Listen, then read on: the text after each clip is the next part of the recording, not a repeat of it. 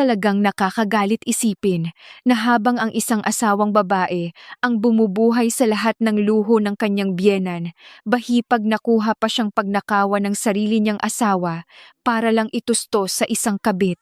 Akala ng pamilyang ito ay habang buhay na silang makakasandal sa perang, hindi naman sa kanila, hanggang sa mismong sa harap ng maraming tao ay gumuho ang lahat ng kanilang kapal ng mukha. Halikayo pakinggan nyo kung paano nabunyag ang bawat dumi ng pamilyang ito. Ang matalim na dulo ng mamahaling pluma ay maingat na gumuhit sa makapal na papel, lumilikha ng isang serye ng mga letrang tatapos sa 3 taong pagtitiis. Ang amoy ng sariwang tinta ay tila humahalo sa malamig na hangin na nanggagaling sa aircon ng isang eksklusibong law firm sa gitna ng Makati. Sa loob lamang ng ilang segundo, natapos ni Melissa ang pagpirma sa huling pahina ng kasunduan para sa kanilang legal separation at paghahati ng ari-arian. Ibinalik ni Melissa ang pluma sa ibabaw ng mahabang mesang salamin. Ang kanyang mukha ay walang anumang bakas ng emosyon. Kalmado ang kanyang paghinga, nakatuwid ang kanyang likod, at ang kanyang mga mata ay tuwid na nakatingin sa lalaking nakaupo sa kabilang dulo ng mesa. Si Dennis? Ang lalaking minsang pinangakuan niya ng walang hanggang pagmamahal. Ngayon ang lalaking ito ay nakayuko, pawisang-pawisan ang noo, at nanginginig ang mga daliri habang hawak ang sarili nitong pluma. Hindi niya magawang salubungin ang malamig na titig ni Melissa. Tulad ng dati, puno ng pag-aalinlangan si Dennis. Isang lalaking laging may problema, ngunit walang lakas ng loob na magsalita, may sariling isip, ngunit walang tapang na sumuway. Lahat ay kailangang sumunod sa kagustuhan ng kanyang ina. At ang inang iyon, si Consuelo, ay nakatayo ngayon mismo sa likuran ni Dennis. Isang mapang-uyam na ngiti ang sumilay sa mga labi ni Consuelo na sinubukan nitong itago ngunit sadyang nabigo. Ang ngiting iyon ay pamilyar na pamilyar kay Melissa. Iyon ang ngiti ng isang sugarol na nanalo sa isang malaking pustahan. Sa paningin ng matanda, ang paghihiwalay na ito ay hindi isang trahedya, kundi isang tagumpay dahil naiuwi nila ang ilang paborableng kasunduan sa pamamagitan ng pananakot at pagmamanipula. Matalim na nagsalita si Consuelo mula sa likuran ng kanyang anak. Mataas at puno ng pagmamalaki ang kanyang tono. Sinabi niya kay Dennis na bilisan na ang pagpirma dahil nagsasayang lamang sila ng oras. Idinugtong pa niya na tapos na ang usapan, kaya hindi na kailangang magpaligoy-ligoy pa at magpakita ng pighati. Hindi man lang lumingon si Melissa upang tapunan ng tingin ng kanyang biyenan. Hindi na niya kailangan pang makita ang reaksyon nito upang malaman kung gaano siya nito kinamumuhian. Pakiramdam ni Melissa ay tinatrato siyang isang asong gala na pinapalayas matapos magbantay ng bahay sa loob ng mahabang panahon. Tahimik niyang binuksan ang kanyang mamahaling itim na bag at kinuha ang kanyang telepono. Sa kabilang banda, dahan-dahang iniangat ni Dennis ang kanyang paningin. Tiningnan niya si Melissa na may mga labing tila gustong bumuka upang humingi ng tawad o magpaliwanag, ngunit mabilis din itong itinikom nang maramdaman ang mabigat na kamay ng kanyang ina sa kanyang balikat. Wala pa ring nagbago kay Dennis matapos ang 3 taon. Mahina, duwag, walang paninindigan. Hinawakan ng mahigpit ni Consuelo ang braso ng kanyang anak at hinila ito ng bahagya. May halong inis at pagmamadali ang kanyang boses nang ipaalala niya kay Dennis na mayroon pa silang kailangang asikasuhin ngayong hapon. Kailangan nilang magpunta sa isang sikat na showroom sa Bonifacio Global City upang bayaran ng buo ang paunang bayad para sa mamahaling condominium unit ng kapatid nitong si Christine. Mula sa gilid ng silid mabilis na lumapit si Christine at yumakap sa kabilang braso ng kanyang ina. Ang kanyang mukha ay puno ng matamis, ngunit artipisyal na ngiti. Mahinang sinabi ni Christine sa kanyang ina na huwag mag-alala dahil nakausap na niya ang ahente ng developer. Kung maipapasok nila ang bayad bago mag-ikatlo ng hapon, tiyak na mapapasa kanila ang sikat na corner unit na iyon. Tumingin si Consuelo sa kanyang anak na babae at buong pagmamalaking tinapik ang kanyang mamahaling handbag na balat ng buwaya. Ipinagmalaki niyang dala niya ang lahat ng 8 nilang credit cards at nakatitiyak siyang sapat ang limit ng mga iyon upang bayaran ng buo ang halaga. Matapos sabihin iyon, sadyang nagtapo ng isang makahulugang sulyap si Consuelo patungo kay Melissa. Isang tingin na punong-puno ng pagmamayabang. Naunawaan ng lubos ni Melissa ang ibig sabihin ng sulyap na iyon. Sa loob ng maraming taon, habang walang habas na ginagamit ni Consuelo ang kanyang mga credit card para sa mga walang kabuluhang luho kailanman, ay hindi siya tinignan nito ng may paggalang. Ngayon gusto nitong ipamukha kay Melissa na kahit hiwalay na, sila ni Dennis, hawak pa rin ng pamilya nila ang yaman niya. Kasabay ng sulyap na iyon, umilaw ang screen ng telepono ni Melissa. Tahimik niyang binuksan ang aplikasyon ng kanyang bangko. Mabilis at tiyak ang mga galaw ng kanyang mga daliri nang kumpirmahin niya ang kanyang pagkakakilanlan sa pamamagitan ng fingerprint scanner. Sa loob lamang ng ilang segundo, bumungad sa kanyang paningin ang isang pamilyar na listahan. Isang mahabang hanay ng mga supplementary credit cards na nakapangalan kay Consuelo, Dennis at Christine. Nakita niya ang tukoy na linya supplementary card Consuelo. Tila may sariling buhay ang utak ni Melissa na nagsimulang magbilang. 1, 2, 3. Sa loob lamang ng 3 taon, ang mga taong ito ay nabuhay bilang mga lintas sa kanyang pinaghirapan. Nagnegosyo si Dennis at nalugi ng palpak si Melissa ang nagbayad ng utang. Gustong magbakasyon ni Consuelo sa Europa, si Melissa ang naglabas ng pera. Gustong mag-shopping ni Christine ng mga sikat na tatak, ang card ni Melissa ang palaging kinakaskas. Pinili niyang ang opsyon upang kanselahin ang unang card. Pinindot niya ang kumpirmasyon. Isang mahinang panginginig mula sa kanyang telepono ang nag-abiso na matagumpay na naipasara ang unang card. Sa mga sandaling iyon, abala pa rin si Consuelo sa paghalungkat sa loob ng kanyang bag. Nagsalita ito ng mahina, nagtatanong sa sarili kung alin sa mga platinum card ang dapat niyang gamitin mamaya dahil ang isa roon ay may limitasyon na higit sa 250,000. Hindi kumibo si Melissa. Patuloy lang siya sa pagtingin sa screen. Pinili niya ang ikalawang card. Kinansela. Panibagong mahinang panginginig ng telepono. Ikatlong card. Kinansela. Ika-4 na card. Kinansela. Sunod-sunod ang naging pag-vibrate ng kanyang telepono. Isang tahimik na ritmo na parang tibok ng puso na unti-unting naghuhudyat ng pagkamatay ng luho ng pamilya sa kanyang harapan. Nang marating niya ang ika-8 card, huminto ng panandalian si Melissa. Tumingin siya kay Dennis na ngayon ay tulala na sa mga dokumentong kani-kanina lang ay napirmahan na niya.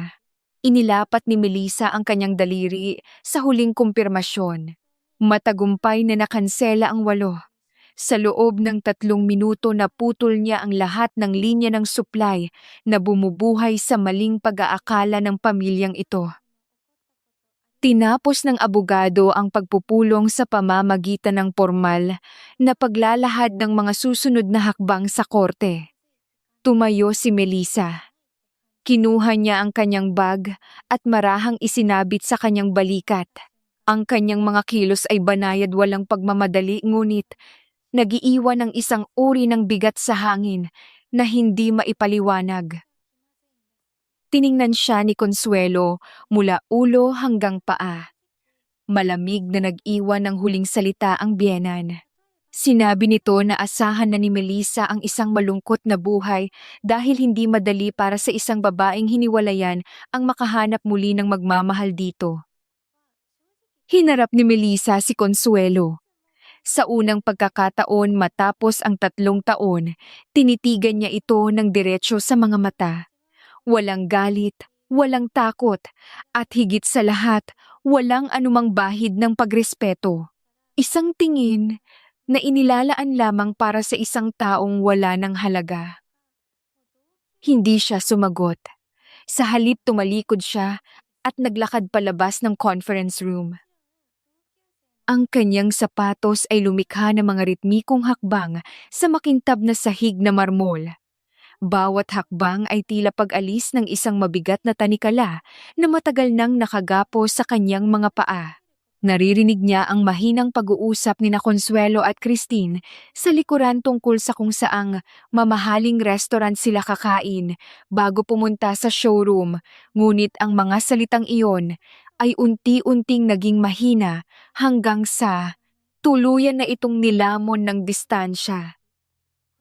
Binuksan ni Melissa ang mabigat na pintong salamin ng law firm at lumabas patungo sa pasilyo. Ang sinag ng araw mula sa malalaking bintana ay direktang tumama sa kanyang mukha. Mainit, maliwanag, eksakto para sa isang bagong simula. Lumapit siya sa elevator at pinindot ang pindutan pababa. Habang naghihintay muling naramdaman ni Melissa ang mahinang panginginig ng kanyang telepono sa loob ng kanyang bag. Isang huling mensahe mula sa sistema ng bangko na nagpapatunay na ang lahat ng mga supplementary account ay tuluyan ng isinara at hindi na maaaring maibalik ng walang personal na pagharap niya. Bumukas ang pinto ng elevator. Pumasok siya sa loob at hinarap ang pasilyo kung saan naroon ang opisina. Habang dahan-dahang nagsasara ang mga pintong bakal, isang napakanipis at malamig na ngiti ang sumilay sa labi ni Melissa. Tapos na ang pagtitiis. Ang unang hakbang ng pagbagsak ng kanilang kastilyong buhangin ay nagsimula na. At hindi siya makapaghintay na panoorin kung paano sila guguho sa sandaling subukan nilang gamitin ang mga card na iyon mamaya. Ang malamig na hangin mula sa aircon ng isang eksklusibong showroom sa Bonifacio Global City ay hindi sapat upang palamigin ang presensya ng mag-anak. Sa gitna ng makintab na marmol na sahig at mga nagkikislapang chandelier, pumasok sina Consuelo, Christine at Dennis na tila ba sila ang nagmamay-ari ng buong gusali. Naglakad si Christine nang may pagmamalaki ang kanyang baba ay nakataas at ang kanyang mga mata ay nagpapakita ng isang peking kumpiyansa. Sinuot pa niya ang kanyang pinakamahal na salaming pang-araw kahit nasa loob ng gusali at hawak niya ang isang maliit na aso sa isang braso. Si Consuelo naman ay nasa likuran panay ang turo sa mga mamahaling muebles habang nagyayabang sa mga nag-aabang na empleyado tungkol sa kung paano niya ididisenyo ang bagong corner unit ng kanyang anak. Si Dennis ay nanatiling tahimik sa isang tabi, ang mga kamay ay nasa bulsa ng kanyang pantalon, pinipilit na magmukhang kalmado. Kahit ang totoo ay may bumabagabag sa kanyang isipan mula pa nang umalis sila sa law firm. Sinalubong sila ng isang babaeng ahente na nakasuot ng formal na uniforme. Magalang nitong inanyayahan ng pamilya na maupo sa isang komportableng sofa na gawa sa mamahaling balat bago ilabas ang mga dokumento para sa pagbili ng condominium unit. Tiningnan ni Christine ang kontrata na parang isang basahan bago iabot sa kanyang ina. Walang pag-aatubiling binuksan ni Consuelo ang kanyang bag at buong pagmamalaking naglabas ng isang itim na platinum card. Inilapag niya ito sa ibabaw ng glass table na parabang inilalapag niya ang susi ng isang kaharian. Kinuha ng ahente ang card nang may propesyonal na ngiti at naglakad patungo sa cashier. Sa mga sandaling iyon, abala si Christine sa pagkuha ng mga litrato ng kontrata gamit ang kanyang telepono upang i-post sa kanyang social media. Ang kanyang caption ay nakahanda na nagpapasalamat sa kanyang sarili para sa kanyang pinaghirapan. Maya-maya pa bumalik ang ahente. Ang propesyonal na ngiti nito ay medyo nawala at napalitan ng isang pag-aalangan. Humingi ito ng paumanhin kay Consuelo, ipinapaliwanag ng mahina na hindi tinanggap ng makina ang transaksyon. Iminungkahi ng ahente na baka may problema lamang sa koneksyon ng bangko at nagtanong kung mayroon pa silang ibang card na maaaring gamitin pansamantala. Nangunot ang noo ni Consuelo. Tiningnan niya ang ahente mula ulo hanggang paa na tila ba isa itong insekto na sumira sa kanyang magandang araw. Sa isang mataas na boses, sinabi niyang imposible iyon dahil ang card na iyon ay may milyon-milyong limitasyon at ginagamit niya iyon sa kanyang mga biyahe sa ibang bansa nang walang palya. Gayunpaman, upang hindi mapahiya sa harap ng ibang mga kliyenteng nasa showroom, muling naghalongkat si Consuelo sa kanyang bag. Inilabas niya ang 2 pang mamahaling credit card at padabog na inilapag sa mesa. Inutusan niya ang ahente na subukan ang mga iyon at siguruhin na gumagana ang kanilang makina. Dali-daling bumalik ang ahente sa cashier. Sa pagkakataong ito, sinundan siya ni Dennis ng tingin. Unti-unting may namumuong kaba sa kanyang dibdib. Kilala niya si Melissa. Hindi ito ang uri ng babae na basta-basta na lang mag-iiwan ng mga bagay ng walang plano. Muling bumalik ang ahente at ngayon ay mas kapansin-pansin na ang kaba sa mukha nito. Inilapag ng empleyado ang 3 card sa mesa. Ipinaliwanag nito ng buong paggalang na ang lahat ng mga card ay nagpakita ng parehong mensahe sa makina. Ang mga card ay nakablock at hindi maaaring gamitin sa anumang transaksyon. Biglang napatayo si Christine, muntik na niyang mabitawan ang kanyang maliit na aso. Tumaas ang kanyang boses sa tiningnan ng ahente na para bang ito ang may kasalanan. Pinaratangan niya ang showroom na may depektibong sistema at nagbanta na aalisin nila ang kanilang pamumuhunan kung hindi aayusin ang problema. Ang atensyon ng ilan pang mga mamimili at iba pang mga ahente sa loob ng showroom ay nagsimulang mapalingon sa kanilang direksyon. Ang bulong-bulungan ay nagsimulang mabuo sa paligid. Nararamdaman ni Dennis ang mga mapanuring tingin ng mga taong nakapaligid sa kanila. Isang pakiramdam na unti-unting pumipiga sa kanyang dangal. Galit na kinuha ni Consuelo ang 8 niyang credit card at inilatag ang lahat ng ito sa mesa na parang naglalaro ng baraha. Inutusan niya ang pamamahala ng showroom na ipasok ang bawat isa sa makina dahil imposibleng lahat ng 8 ay hindi gumana. Isang mas nakatataas na manedier ang lumapit upang asikasuhin ang sitwasyon. Sa harap mismo ng pamilya, sinubukan ng manedier ang bawat card. Bawat pagkuskus ng card sa makina ay sinusundan ng isang nakadidismayang mensahe. Tinanggihan, nakablock, walang autorisasyon. 8 sa 8, walang natira. Ang mukha ni Consuelo ay tila nawala ng kulay. Ang kanyang mga kamay na kanina ay mabilis na naguutos ay ngayon ay nakasabit ng walang lakas sa kanyang gilid. Tumingin si Christine sa kanyang ina. Ang kayabangan nito ay napalitan ng tahol ng pag-aalala. Lumapit ang manedier kay Consuelo at nagpaliwanag sa isang napakahinahong tono. Isang tono na mas lalong nakakahiya dahil pinapakinggan sila ng ibang tao.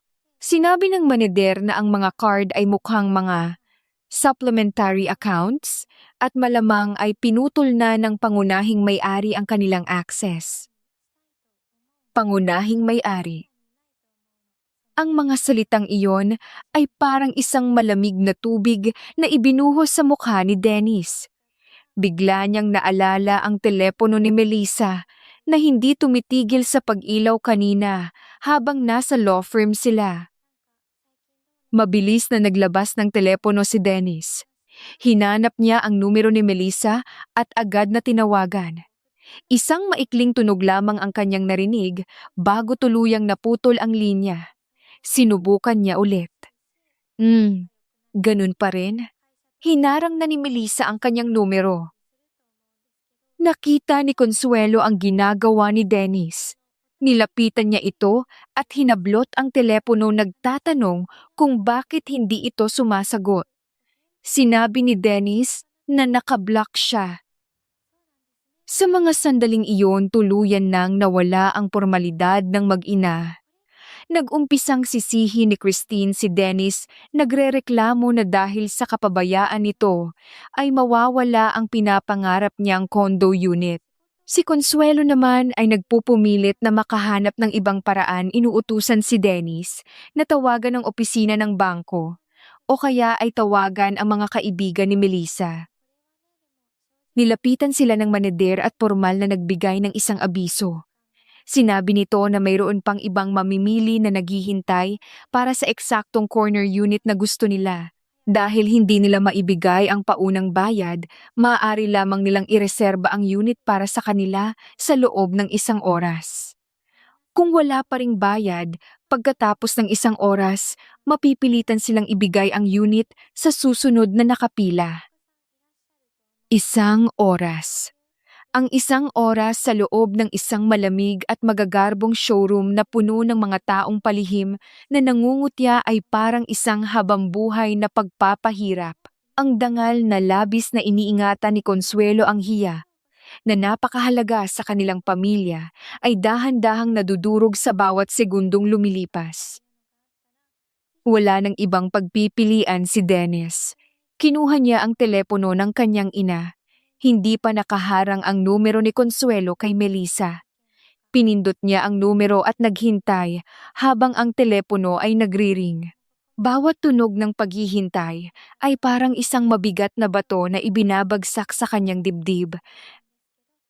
Matapos ang ilang mahabang sandali, may sumagot sa kabilang linya.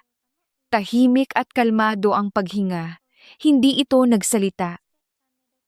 Huminga ng malalim si Dennis, nilunok ang anumang natitirang pride at nagsalita ng mahina. Nakiusap siya kay Melissa. Ipinagmamakaawa niyang buksan lamang ang isa sa mga card para makapagbayad sila sa showroom at nangakong babayaran din nila ito balang araw. Walang sagot mula kay Melissa. Ang tanging maririnig sa kabilang linya ay ang mahinang ingay ng trapiko at ang kalmadong paghinga nito. Napaluha na si Christine sa inis habang si Consuelo ay pilit na sinasabihan si Dennis na taasan ang boses at paalalahanan si Melissa sa utang na loob nito sa kanilang pamilya. Ngunit alam ni Dennis na anumang maling salita ngayon ay tatapos sa natitira nilang pag-asa. Muli siyang nakiusap, hinihiling na magpakita ito sa showroom para mag-usap sila ng maayos ng walang galit. Ilang sandali pa ng nakakabinging katahimikan bago tuluyang sumagot si Melissa ng isang salita. Isang pangako ng pagdating. Pagkatapos ay tuluyang pinatay ang linya. Nakahinga ng maluwag sina Consuelo at Christine. Isang mapagmataas na ngiti ang muling bumalik sa labi ni Consuelo habang inaayos ang kanyang damit, kumbinsido na sa huli ay hindi pa ring matitiis ni Melissa ang kanyang anak at bibigay din ito sa kanilang kagustuhan. Ngunit para kay Dennis, ang lamig ng boses ni Melissa ay nagpapahiwatig na ang pagdating nito ay hindi para iligtas sila, kundi para ibaon sila ng tuluyan. Eksaktong 30 minuto ang lumipas nang bumukas ang malalaking pintong salamin ng showroom. Tumigil ang pag-uusap ng ilang tao. Maging ang mga empleyado na kanina papalihim na nag-oobserba sa pamilya ni Dennis ay automatikong napalingon. Pumasok si Melissa. Hindi siya nakasuot ng mga damit na sumisigaw ng tatak gaya ni Christine, ni wala siyang bitbit na aso o sobrang daming alahas gaya ni Consuelo. Nakasuot lamang siya ng isang simpleng ngunit napaka-eleganteng puting blazer at itim na slacks. Ang kanyang buhok ay maayos na nakapusod at ang kanyang tindig ay tuwid na tuwid. Bawat hakbang ng kanyang sapatos ay kalmado, ngunit naguutos ng atensyon. Wala siyang kahit anong bakas ng pagod o pagkataranta. Ang kanyang presensya ay tila sumipsip sa lahat ng hangin sa loob ng silid. Agad na tumayo si Consuelo. Nawala ang kanyang inis kanina at biglang napalitan ng isang artipisyal na ngiti na madalas niyang gamitin kapag may kailangan. Sinalubong niya si Melissa at tinangkang hawakan ng braso nito, ngunit mabilis at banayad na umatras si Melissa, iniiwasan ang anumang pisikal na kontak. Nagsalita si Consuelo sa isang malambot at nagmamakaawang tono. Ipinaliwanag niyang nagkaroon lamang ng maliit na hindi pagkakaintindihan kanina sa law firm at marahil ay nadala lamang si Melissa ng kanyang emosyon. Iminungkahi niyang kalimutan na muna ang nangyari at buksan lamang kahit isang card upang hindi mapahiya si Christine na kanina pa raw naiiyak dahil baka mawala ang pinapangarap nitong kondo. Sumali si Dennis sa usapan. Ang kanyang boses ay mahina at puno ng pangangapa. Nangako siya kay Melissa na kapag binuksan nito ang card at nabayaran ng down payment, siya mismo ang maghahanap ng paraan upang unti-unting bayaran ang halaga. Hiniling niya na gawin lamang ito ni Melissa alang-alang sa kanilang 3 taong pagsasama at para makaiwas sa tuluyang iskandalo sa harap ng maraming tao. Hindi tumingin si Melissa kay Dennis. Ang kanyang mga mata ay nanatiling nakapako kay Consuelo, isang malamig at nanunuot na titig. Walang galit sa kanyang mukha, kundi isang purong pagkasuklam. Binuksan ni Melissa ang kanyang bag at naglabas ng isang makapal na brown envelope. Sa halip na credit card o tseke na inaasahan ng 3, kinuha niya ang isang bunton ng mga papeles na nakastaple ng maayos. Ang mga papel na ito ay hindi lihim kaya't walang pakialam si Melissa kahit makita pa ito ng mga empleyadong nasa malapit. Itinapon ni Melissa ang unang pahina sa ibabaw ng glass table, saktong tumama sa ibabaw ng mga nablock na platinum cards ni Consuelo. Sinabi niya ng tahimik ngunit may diin ang bawat salita. Iyon ay hindi isang tseke. Iyon ay ang kopya ng credit card statement ni Consuelo mula noong nakaraang taon. Itinuro ni Melissa ang isang partikular na linya, 100,000 piso para sa isang bakasyon sa Palawan na isinama pa ang buong angka ni Consuelo. Sunod itinuro niya ang isa pang linya, 50,000 para sa isang sikat na designer bag. Napalunok si Consuelo, ang kanyang peking ngiti ay unti-unting nawawala. Inilapag ni Melissa ang ikalawang pahina. Hinarap naman niya si Christine na ngayon ay namumutla na. Ipinaalala niya kay Christine ang 30,000 piso buwan-buwan na ginagamit nito pambili ng mga sapatos at pambayad sa mga mamahaling salon gamit ang supplementary card. Panghuli kumuha si Melissa ng isang mas makapal na dokumento at inihagis ito sa mismong harapan ni Dennis. Ito ay ang patunay ng bank transfer, 2,000,000 piso. Iyon ang perang inilabas ni Melissa upang sagipin si Dennis mula sa kasong estafa nang malugi ang itinayo nitong peking negosyo 2 taon na ang nakararaan. Natahimik ang buong showroom. Ang mga empleyadong malapit sa kanila ay nagpanggap na nag-aayos ng mga polyeto, ngunit kitang-kita na lahat ay nakikinig. Ang bigat ng mga impormasyon ay tila isang malaking bato na dumagag sa pagkatao ni Dennis. Hindi siya makatingin ng diretsyo.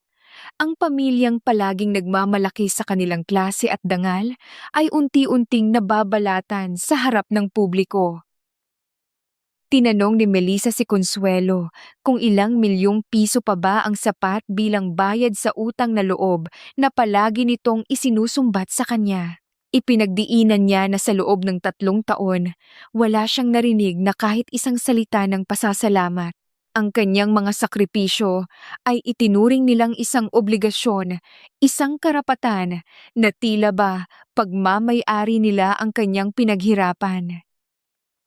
Sinubukan ni Consuelo na magsalita, sinasabing pamilya sila at normal lang na magtulungan, ngunit pinutol siya ni Melissa.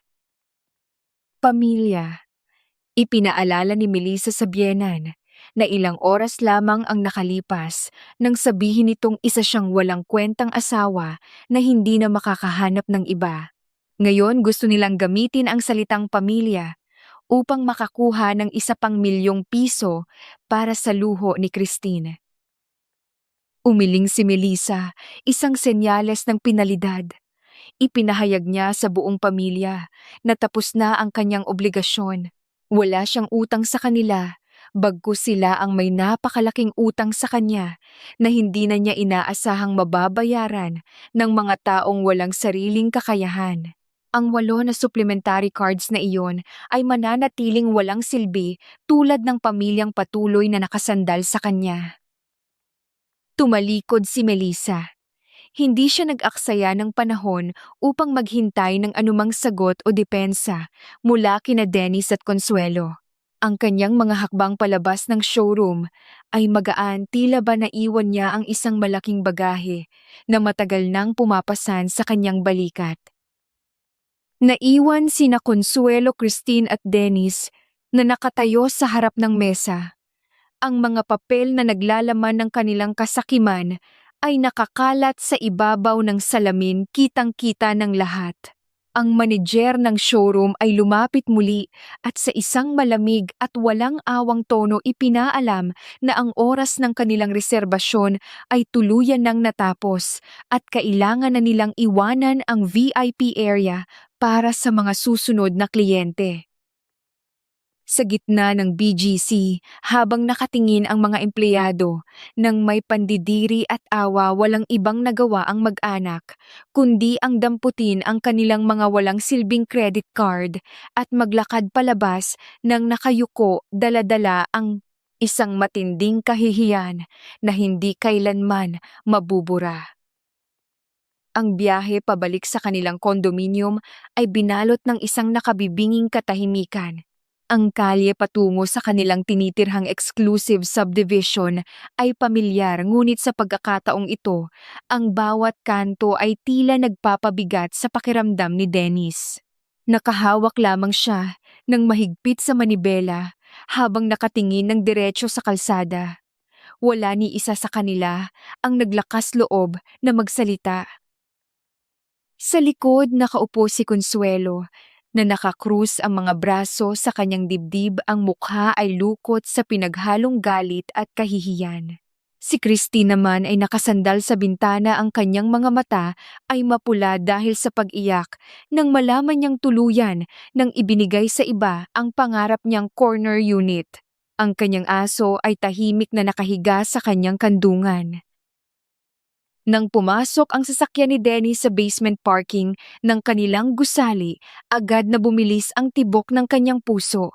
Batid niya na ang balita ay mabilis kumalat, lalo na sa isang komunidad kung saan ang estado at tsismis ay magkakambal.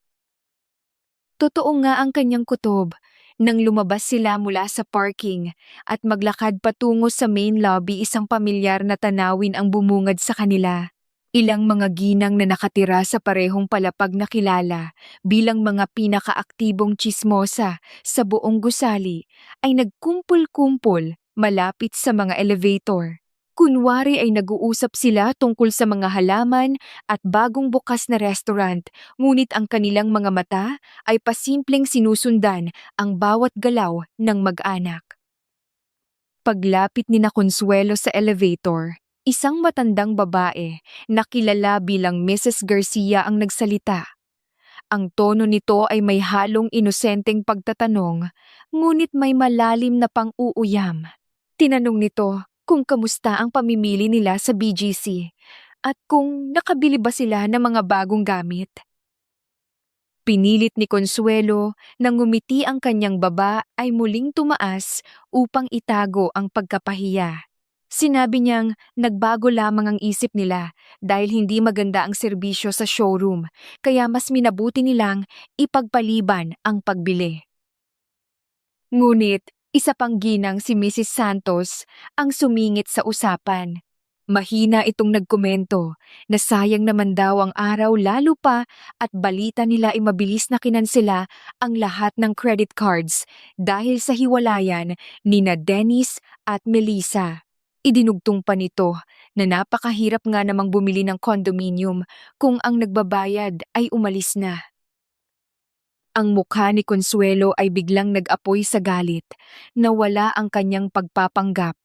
Hinarap niya ang mga ginang at sa isang malakas na boses inakusahan niya ang mga ito ng panghihimasok sa buhay ng may buhay.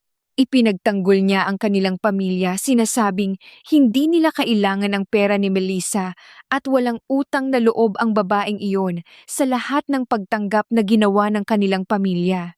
Ipinagdiinan niyang si Melissa ay isang malaking pagkakamali para kay Dennis. Si Dennis ay nanatiling nakayuko, hindi magawang ipagtanggol ang kanyang sarili o ang kanyang asawa.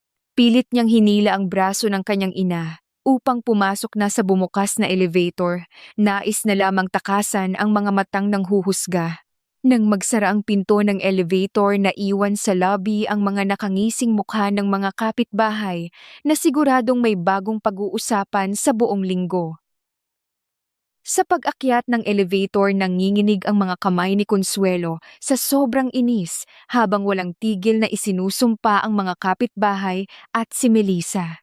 Subalit sa likod ng lahat ng kanyang pagsigaw, unti-unti siyang kinakain ng katotohanan. Wala na silang pagkukunan. Ang buhay na nakasanayan nila ay isang ilusyon na pinondohan ng isang babae ngayon ay iniwan na sila. May mga taong ginagawang sandata ang kanilang pagiging pamilya upang manghingi ng walang limitasyon. Ang kabutihang loob kapag paulit-ulit na inabuso at inangkin bilang isang karapatan ay nagiging isang lason. At para sa mga inosenteng asawang nagpapakababa at nagbibigay ng lahat alang-alang sa pag-ibig, dumarating ang panahon na ang presyo ng pananahimik ay masyado ng mahal. Ang patuloy na pagpapakain sa mga linta ay hindi nagbubunga ng pasasalamat. Ito ay nagbubunga lamang ng sariling pagkawasak. Ang pag-akyat ni na Consuelo, Christine at Dennis sa kanilang palapag ay tila paglakad patungo sa isang bitayan. Ang paligid ay tahimik, subalit ang hangin ay mabigat. Nang bumukas ang pinto ng elevator, sa ikawalong palapag, isang hindi inaasahang eksena ang bumungad sa kanila. Nakapatong sa labas ng pintuan ng kanilang condominium unit ang dalawang naglalakihang mamahaling valise. At sa tabi nito nakatayo ang isang ginang na may mahigpit ngunit eleganteng tindig. Nakasuot siya ng isang formal na itim na bestida at may suot na perlas sa leeg. Ang kanyang mukha ay kalmado ngunit ang kanyang mga mata ay nag-aapoy sa matinding awtoridad. Si Senyora Lourdes ang ina ni Melissa. Napatigil sa paglalakad si Consuelo. Ang kanyang kaninang tapang nang awayin niya ang mga tsismosa sa labi ay biglang naglaho. Pamilyar siya sa talas ng dila ni Lourdes. Hindi ito ang uri ng tao na sumisigaw upang manalo sa argumento. Ginagamit nito ang katotohanan upang durugin ang kalaban. Pinilit ni Consuelo na ngumiti, isang ngiting pilit at nanginginig bago formal na bumati. Tinanong niya kung bakit nag-abala pang pumunta ang ina ni Melissa, lalo pa at tapos na ang usapan ng mga abogado at nakaayos na ang lahat ng papeles para sa paghihiwalay. Hindi gumalaw si Lourdes. Tinitigan lamang niya si Consuelo mula ulo hanggang paa, isang titig na waring sinusuri ang halaga ng pagkatao ng biyenan ng kanyang anak. Nang magsalita siya, ang kanyang boses ay mababa, mahinahon, ngunit taglay ang talim ng isang punyal. Ipinaliwanag ni Lourdes na naroon siya, hindi upang makipag-usap kundi upang ibalik ang mga huling bakas ng kanyang anak mula sa pamilyang walang alam gawin kundi sumipsip. Ipinahiwatig niyang ang dalawang balise na iyon ang tanging naiwan kay Melissa mula sa 3 taong pagsasama nito kay Dennis dahil ang natitirang yaman at pagod ng kanyang anak ay naubos na pampataba sa mga taong nasa harapan niya. Naramdaman ni Consuelo ang pagkapahiya, lalo pat ilang mga pinto sa pasilyo ang bahagyang nakabukas at tiyak na nakikinig ang kanilang mga kapitbahay. Upang iligtas ang natitirang hiya ng pamilya, itinaas ni Consuelo ang kanyang boses. Ipinagtanggol niya ang sarili sinasabing minahal nila si Melissa at binigyan nila ito ng pamilyang matatawag na kanya.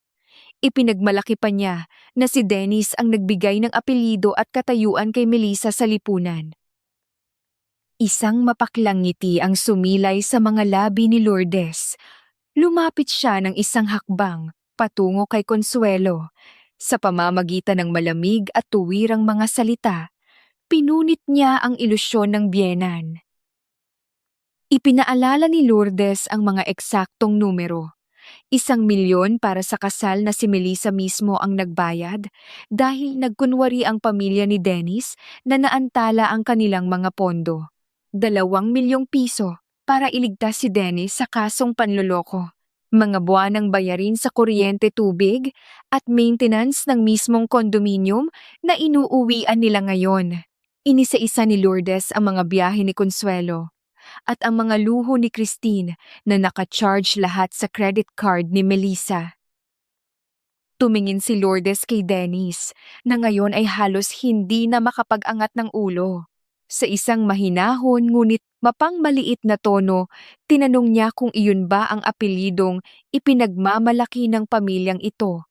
Isang apelyidong ginagamit lamang bilang palamuti habang ang asawang babae ang kumakayod upang mapakain silang lahat. Sinubukan ni Christine na sumingit upang ipagtanggol ang kanyang ina, ngunit pinatahimik siya ni Lourdes sa pamamagitan lamang ng isang matalim na tingin. Pinaalalahanan niya ang dalaga na bago ito mag-inarte dapat muna nitong bayaran ang higit kalahating milyong pisong nagastos nito mula sa bulsa ni Melissa. Umawang ang bibig ni Consuelo, hindi makahanap ng anumang salitang maibabato pabalik. Ang kanyang mga katwiran ay nawasak sa harap ng mga katotohanang hindi maitatanggi.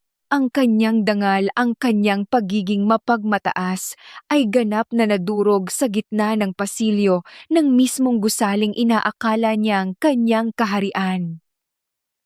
Bago tumalikod, nag-iwan ng huling mensahe si Lourdes. Binalaan niya sina Consuelo na huwag nang lalapit o manggugulo sa buhay ng kanyang anak.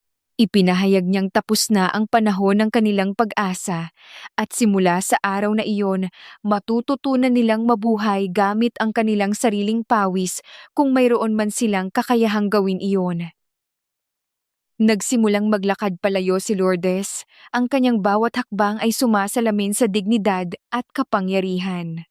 Naiwan sina Consuelo, Christine at Dennis na nakatayo sa labas ng kanilang pinto lunod sa kahihiyan at napapaligiran ng mga bulungan ng kanilang mga kapitbahay na saksi sa ganap na pagbagsak ng kanilang katayuan.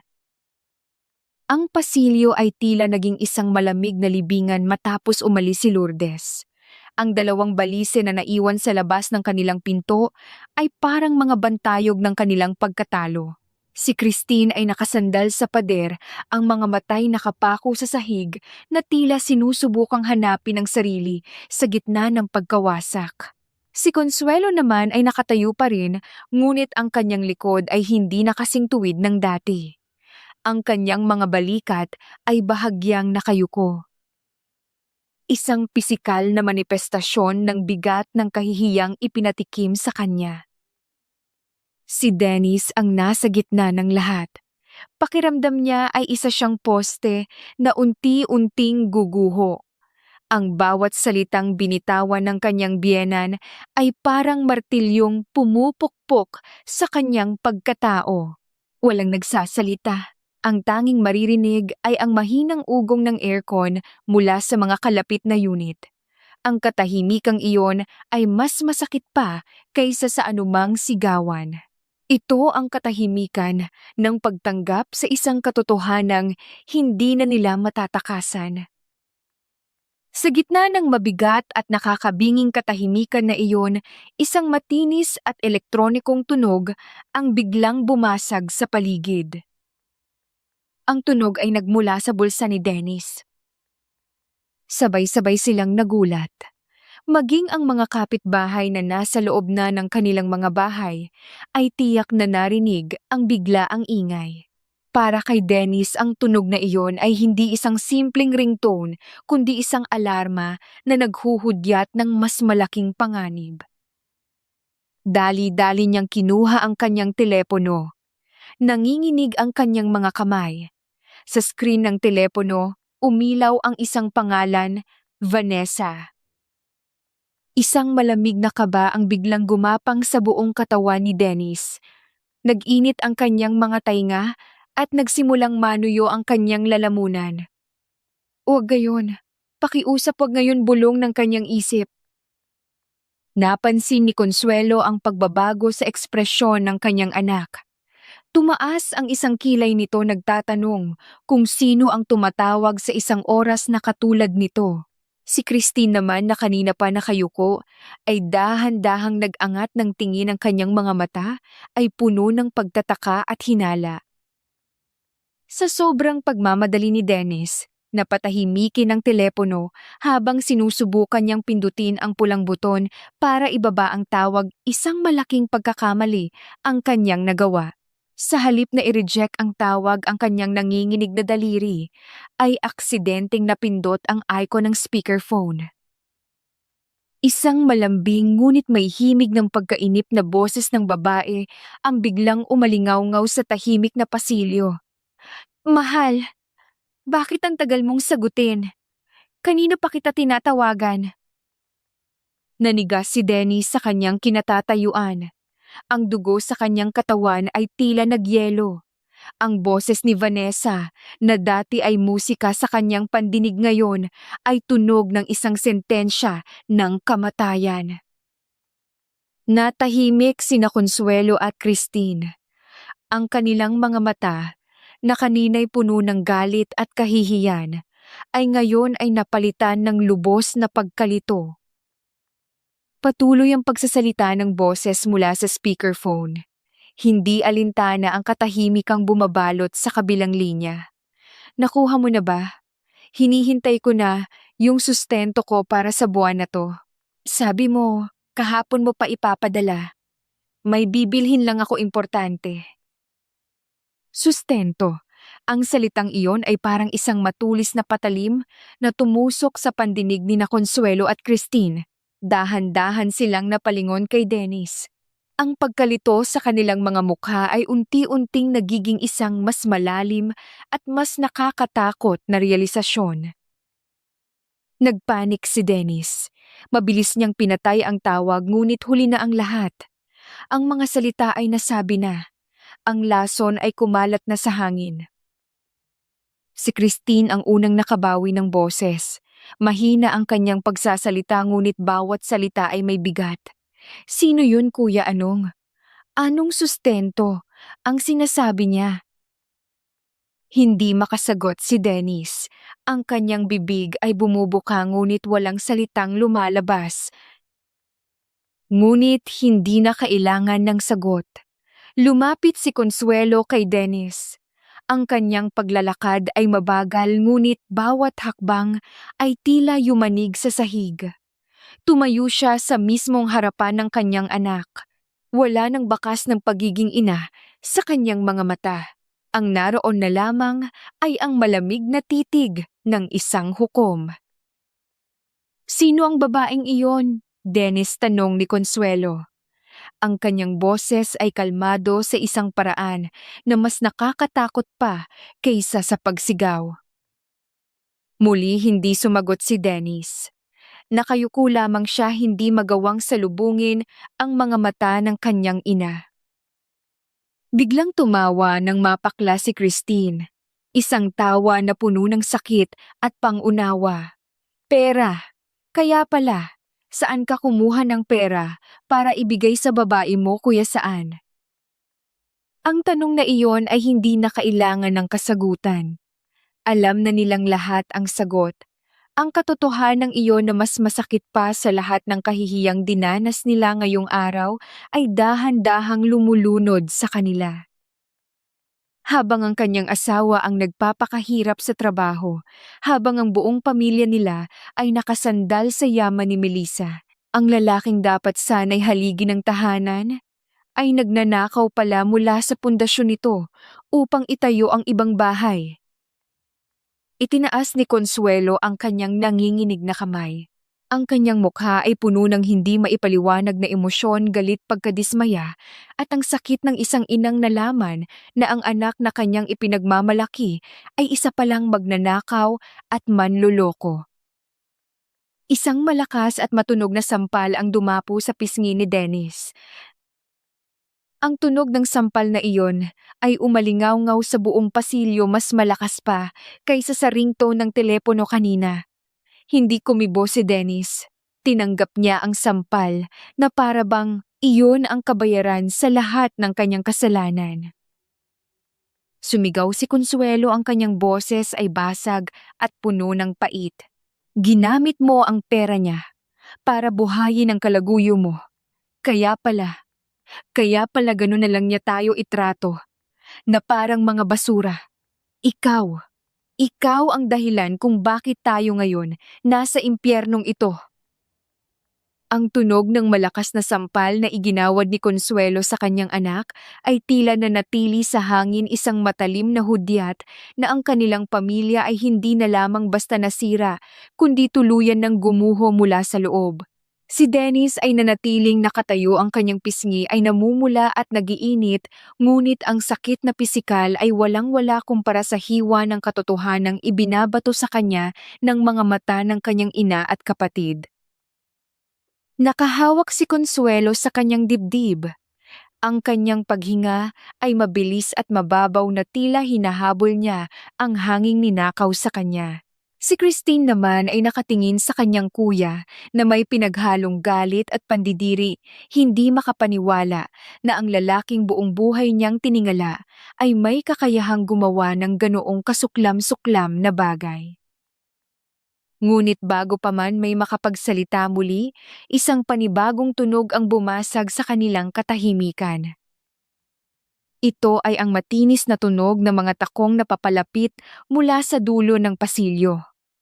Ang mga hakbang ay mabilis, may diin at puno ng inis. Bawat tapak ay tila isang deklarasyon ng pagdating ng isang taong hindi sanay maghintay. Sabay-sabay silang napalingon. Mula sa liko ng pasilyo lumitaw ang isang babae.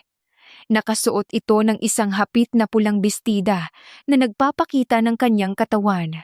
Ang kanyang buhok ay kulot at nakalugay at ang kolorete sa kanyang mukha ay makapal at perpektong inilagay.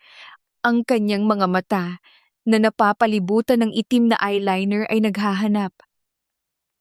Huminto siya ilang hakbang mula sa kanila, ang kanyang mga mata ay agad na dumapo kay Dennis. Ang kanyang mukha ay nagpakita ng iritasyon. Dennis, ano ba naman? Bakit mo pinatay ang tawag? Akala ko ba? Natigil ang kanyang pagsasalita nang mapansin niya ang eksena sa kanyang harapan, ang dalawang malaking balise, ang gusot na anyo ni Christine at ang nanlilisik na mga mata ni Consuelo na nakatitig sa kanya. Si Vanessa, in person, hindi na isang boses sa telepono. Dahan-dahang lumapit si Consuelo. Ang kanyang boses na kanina ay basag sa galit ay ngayon ay naging malamig at matalim na parang yelo. Ikaw ang babae sa telepono. Hindi ito tanong, kundi isang kumpirmasyon. Tumaas ang kilay ni Vanessa. Tiningnan niya si Consuelo mula ulo hanggang paa na may halong pagmamataas. Hindi niya sinagot ang matanda. Sa halip, muli niyang hinarap si Dennis. Sino sila?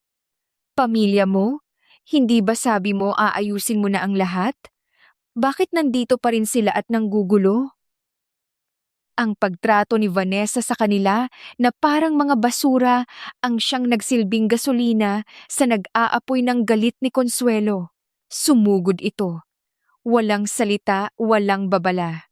Ang kanyang mga kamay ay direktang hinablot ang mamahaling buhok ni Vanessa.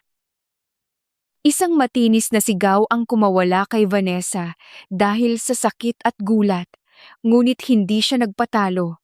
Mabilis niyang kinalmot ang braso ni Consuelo. Nagsimula ang isang magulo at kahiyahiyang awayan sa gitna ng pasilyo. Nagpalitan sila ng malalakas na sampal, mga salitang masasakit at mga akusasyon. Sumali si Christine sa gulo upang tulungan ang kanyang ina.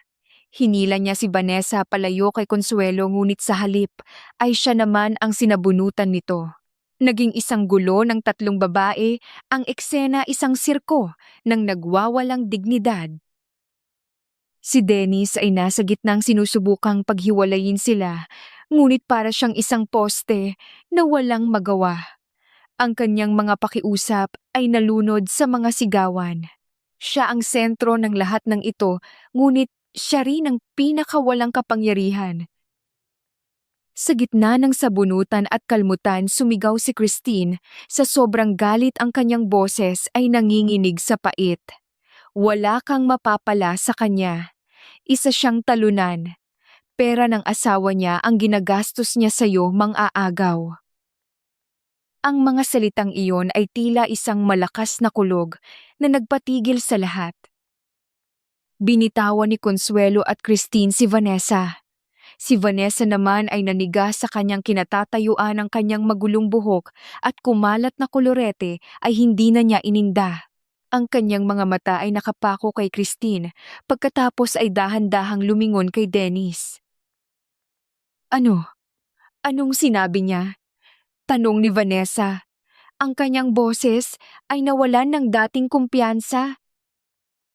Walang sumagot.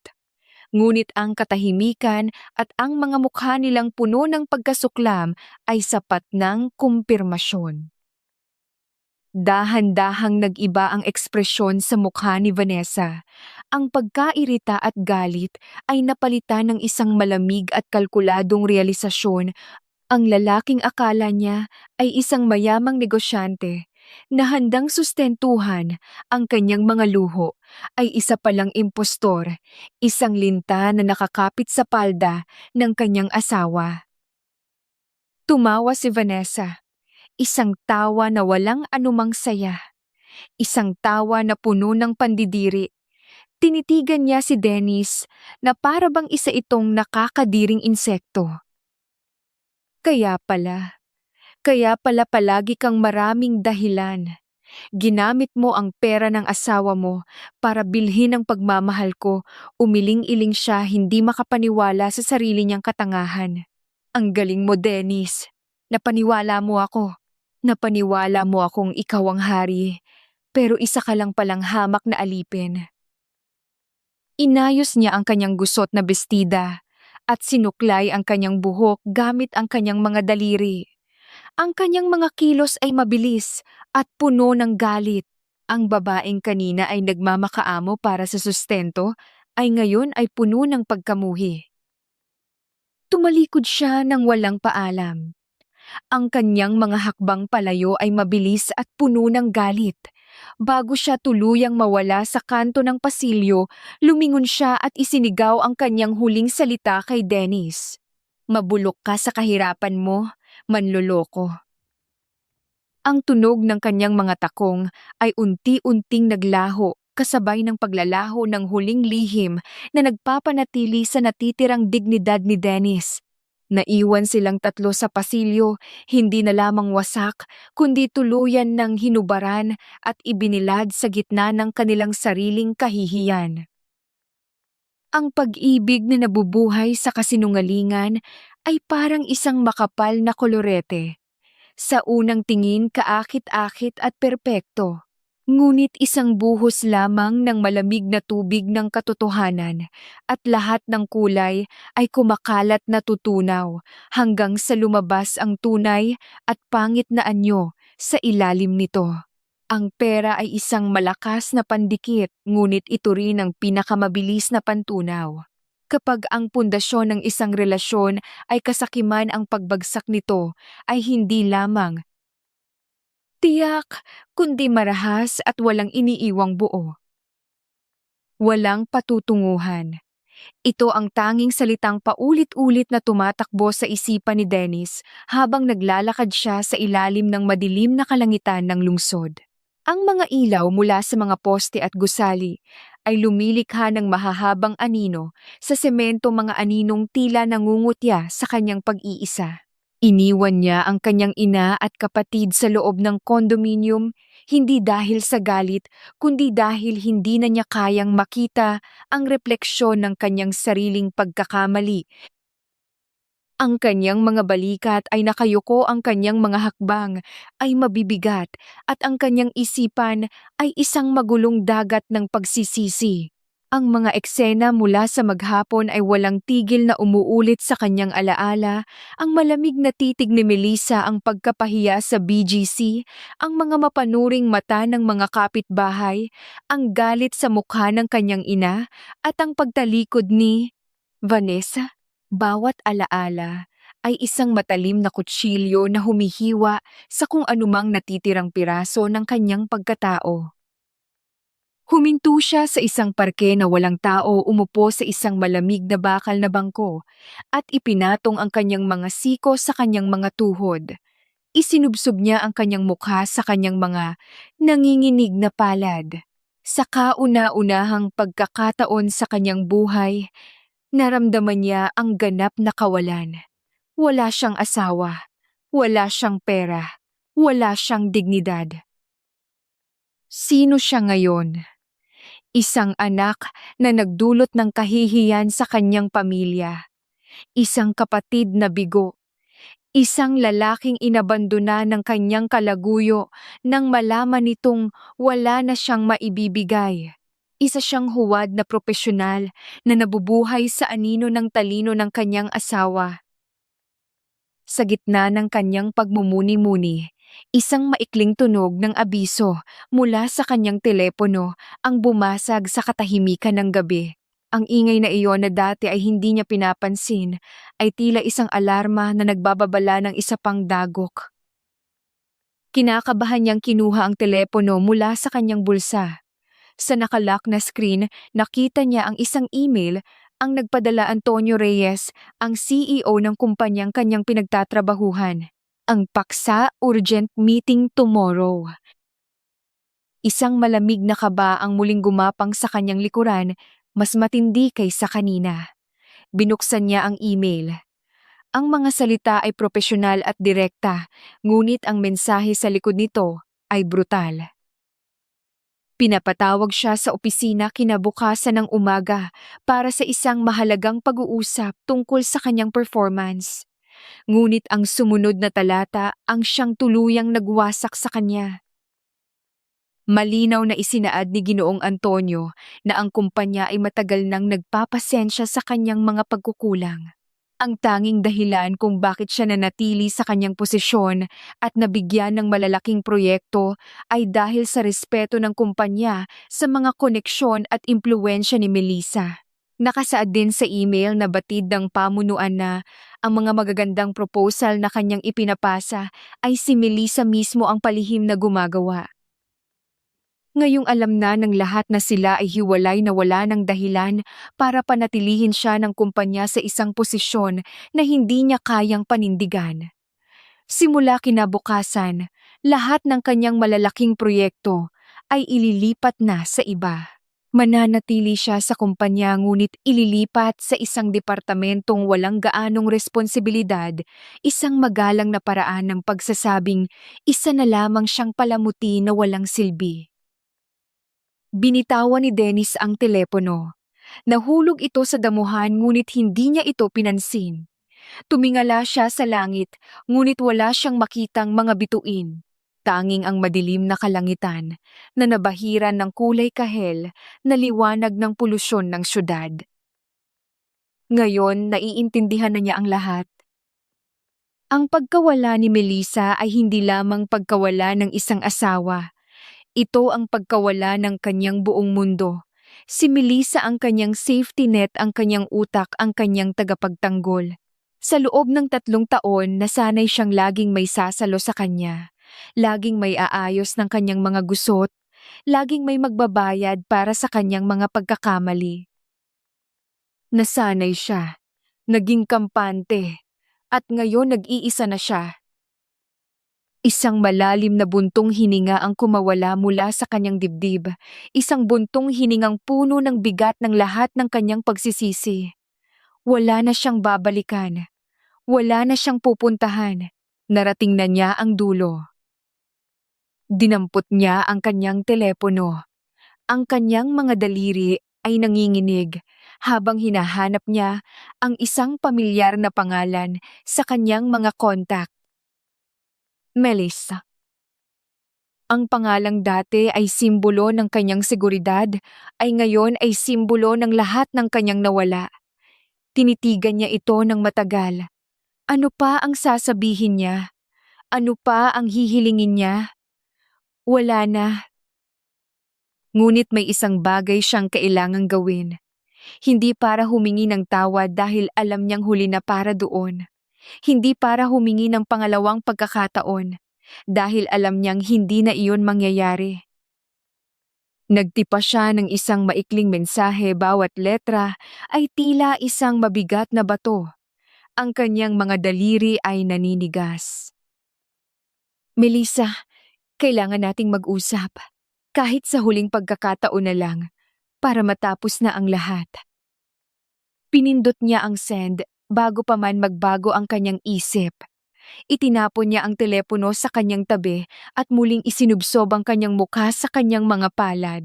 Sa gabing iyon ng pagkawasak sa gitna ng kanyang mga guho, isang bagay lamang ang sigurado kailangan niyang harapin, ang babaeng kanyang sinira, kahit pa ito na ang huling bagay na kanyang gagawin.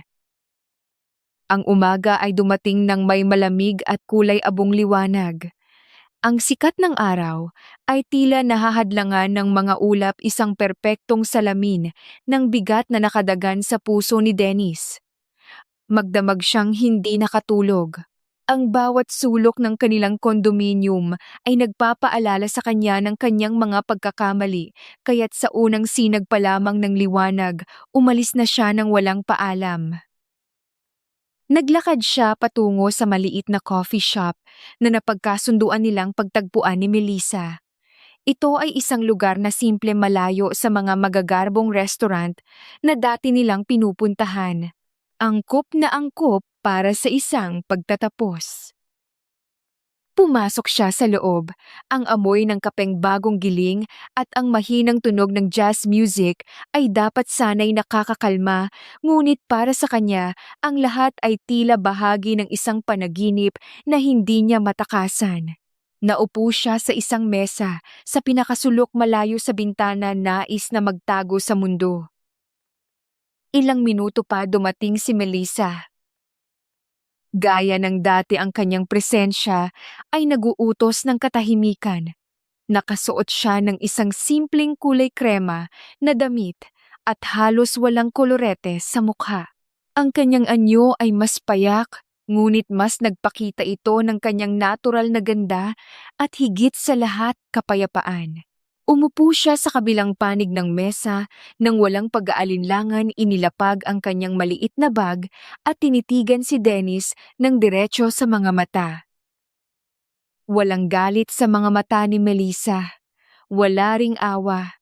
Ang naroon lamang ay isang uri ng pagdistansya na para bang nakatingin siya sa isang estranghero na minsan niyang nakilala. Nandito ka na pala, sabi ni Melissa. Ang kanyang boses ay kalmado at pantay. Hindi makapagsalita si Dennis. Tumango lamang siya. Sa harap ng babaeng ito, ang lahat ng salitang inihanda niya kagabi ay biglang naglaho. Ang tanging nararamdaman niya ay ang matinding bigat ng kanyang kasalanan.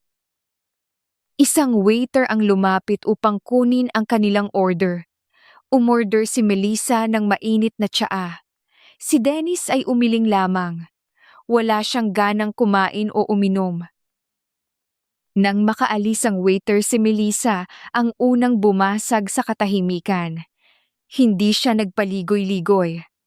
Ano ang gusto mong pag-usapan, Dennis? Akala ko, malinaw na ang lahat. Huminga ng malalim si Dennis, pinipilit na hanapin ang kanyang boses. Melissa ako.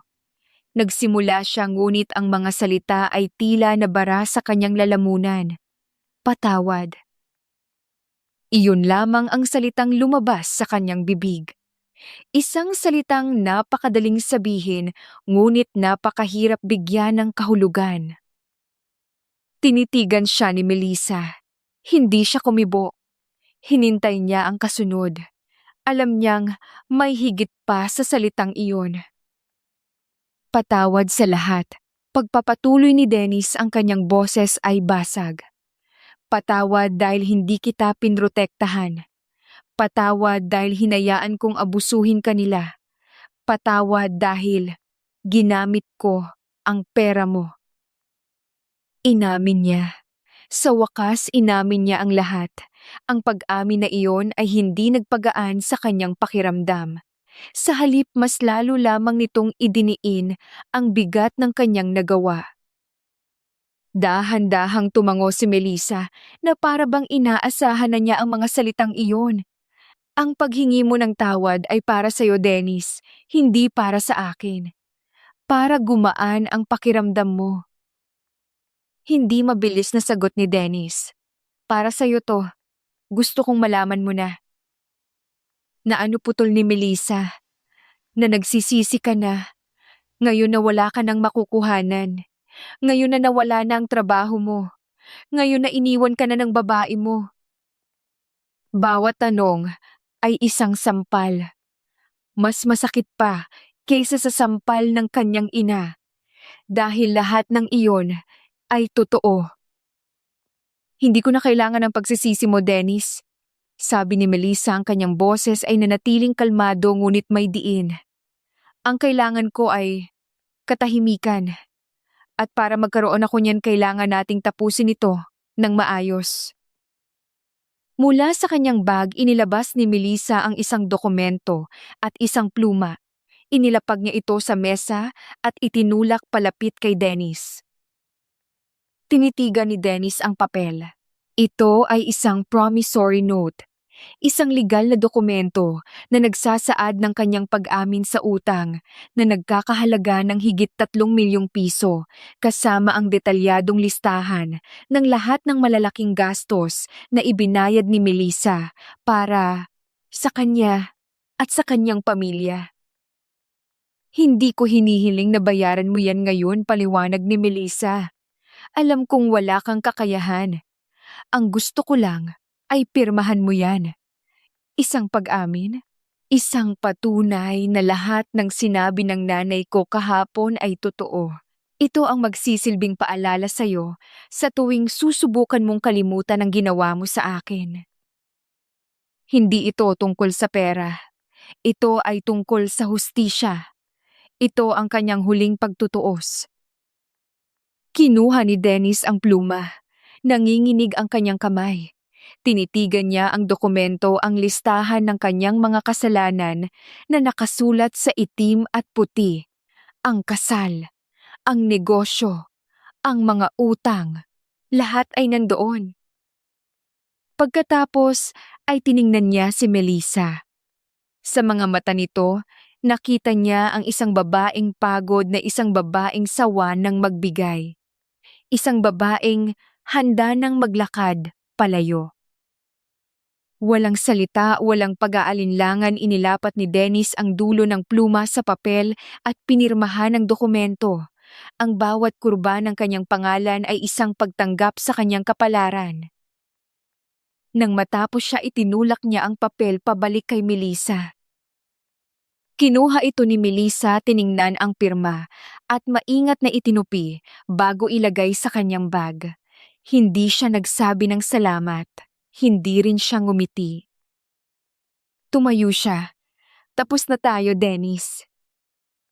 Tumayo rin si Dennis na para bang may gusto pa siyang sabihin. Ngunit ano pa nga ba ang sasabihin niya? Sana, sana, maging masaya ka. Sabi niya, ang kanyang boses ay halos isang bulong. Huminto si Melissa sa kanyang paglalakad patungo sa pinto. Hindi siya lumingon ngunit sumagot siya. Matagal na sana akong masaya, Dennis. Kung hindi lang kita nakilala. Pagkatapos noon nagpatuloy na siya sa paglakad. Lumabas siya ng coffee shop at hindi na lumingon pa. Ang tunog ng maliit na kampanilya sa pinto ang nagsilbing huling tunog ng kanilang kwento. Naiwan si Dennis na nakatayo sa gitna ng coffee shop. Dahan-dahan siyang naupo tinitigan ang tasang walang laman sa kanyang harapan. Tapos na. Ito na ang huling pagtutuos. Walang sigawan. Walang iyakan. Tanging ang malamig na katotohanan na nakaukit sa isang piraso ng papel at ang bigat ng isang buhay na kailangan niyang harapin ng mag-isa. Ilang buwan ang lumipas. Ang panahon na tila isang tahimik na ilog ay patuloy na umagos, dahan-dahang tinatangay ang mga matatalim na alaala at hinuhugasan ang mga sariwang sugat, nag-iiwan na lamang ng mga peklat bilang paalala ng nakaraan. Sa isang mataas na palapag ng isang bagong gusali sa Ortigas, ang sikat ng araw sa umaga ay malayang pumapasok sa malalaking bintanang salamin, nililiwanagan ang isang maluwag at modernong opisina. Sa gitna nito nakaupo si Melissa sa dulo ng isang mahabang conference table. Ang kanyang buhok ay maikli na ngayon, nagbibigay sa kanya ng isang mas matapang at propesyonal na anyo. Ang kanyang boses ay kalmado, ngunit puno ng kumpiyansa habang pinangungunahan niya ang isang mahalagang pulong kasama ang kanyang bagong team. Hindi na siya ang babaeng laging nag-aalinlangan, ang babaeng laging tumitingin sa paligid bago magsalita. Ang Melissa ngayon ay isang babaeng may kontrol sa kanyang sariling mundo. Matapos niyang lisanin ang kumpanya ni Dennis, ginamit niya ang kanyang talino at karanasan upang magtayo ng sarili niyang maliit na consulting firm. Sa loob lamang ng ilang buwan, kinilala ang kanyang kumpanya dahil sa kanyang husay at integridad. Pagkatapos ng pulong tumayo siya at naglakad patungo sa bintana, hawak ang isang tasa ng mainit na kape. Mula sa itaas, tanaw niya ang abalang lungsod, sa ibaba mga sasakyang paruot parito, mga taong nagmamadali. Dati ang tanawing ito ay nagpapaalala sa kanya ng gulo. Ngayon simbolo na ito ng walang katapusang oportunidad. May mga gabi pa rin na naaalala niya ang lahat. Ngunit ang alaala ay hindi na isang kutsilyong tumutusok sa kanyang puso. Ito ay isa na lamang lumang litrato na tinitingnan niya ng walang emosyon. Ang sakit ay napalitan na ng aral. Ang galit ay napalitan na ng kapayapaan. Hindi niya pinatawad si Dennis at ang pamilya nito dahil may mga bagay na hindi karapat-dapat patawarin, ngunit pinili niyang palayain ang kanyang sarili mula sa bigat ng pagkamuhi. Sa kabilang dako ng lungsod, sa isang masikip at maalinsangang apartment, sa isang hindi kilalang lugar, ibang-iba ang eksena. Tuwing umaga si Consuelo, na dati reyna sa kanyang condominium, ay ngayon ay maagang gumigising para pumunta sa palengke. Ang kanyang mga kamay na dati laging nalalagyan ng mamahaling lotion ay ngayon ay sanay na sa paghawak ng mga maruruming gulay at isda habang tumatawad sa bawat sentimo. Ang kanyang mukha ay laging nakasimangot, puno ng pait sa kapalaran na hindi niya matanggap. Wala na ang mga kaibigang sosyal. Wala na ang mga party. Ang tanging kasama niya ay ang apat na sulok ng kanilang maliit na tahanan. Si Christine, ang prinsesang laging nakasuot ng mga damit na may tatak, ay isa na ngayong crew sa isang fast food chain. Araw-araw suot niya ang unipormeng amoy mantika, tinitiis ang init ng kusina at ang mga utos ng kanyang manager. Sa kauna-unahang pagkakataon sa kanyang buhay, nalaman niya ang halaga ng 100 piso. Nalaman niyang ang perang dati ay isang tapik lang niya sa credit card ay katumbas pala ng 8 oras na pagtayo at pagpapagod.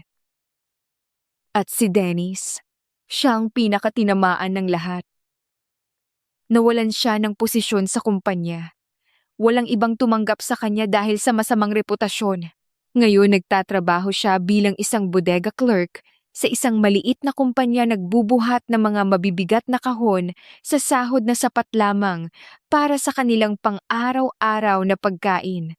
Tuwing katapusan ng buwan, isang abiso mula sa bangko ang palaging dumarating sa kanyang telepono, isang automatikong paglipat ng maliit na halaga patungo sa account ni Melissa. Iyon ang kanyang buwanang bayad utang, isang walang hanggang paalala ng kanyang mga kasalanan. Isang kadenang siya mismo ang gumawa at nagsuot sa kanyang leeg. Ang kanilang hapunan ay laging tahimik. Nakaupo silang tatlo sa isang maliit at lumang mesa, kumakain ng simpleng ulam. Walang nag-uusap, walang nagtatanong. Bawat isa ay nakalubog sa kanilang sariling pagsisisi. Sila ay isang pamilya hindi dahil sa pagmamahal, kundi dahil wala na silang ibang mapupuntahan. Sila ay tatlong estranghero na pinagbuklod ng kanilang sama-samang pagkawasak. Sa pagtatapos ng lahat, ang kuwentong ito ay hindi lamang tungkol sa isang babaeng lumaban. Ito ay isang malalim na pagninilay sa bigat ng mga pasyang hindi natin ginagawa at sa mga salitang hindi natin sinasabi. May mga sugat na hindi na kailanman maghihilom. Natututo lamang tayong mabuhay kasama ng mga peklat, at ang mga peklat na iyon ang nagiging mapa ng ating katatagan.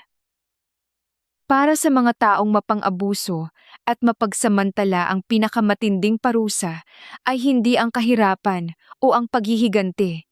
Hindi ang mga iyon ay mababaw. Ang tunay na impyerno ay ang kawalan ang ganap na paglimot ng taong minsan nilang sinira. Ang mapag-isang mabuhay sa anino ng mga sana, at paano kung habang ang taong kanilang binaliwala ay nagpapatuloy sumisikat at nabubuhay ng maligaya, na tila ba sila ay isang masamang panaginip na tuluyan ng ginisingan. May mga taong umaalis hindi para parusahan ka, kundi para pilitin kang matutong tumayo sa sarili mong mga paa. At may mga pagkawala na hindi isang katapusan, kundi isang masakit na simula, ang simula ng isang mahabang paglalakbay pabalik sa iyong sarili.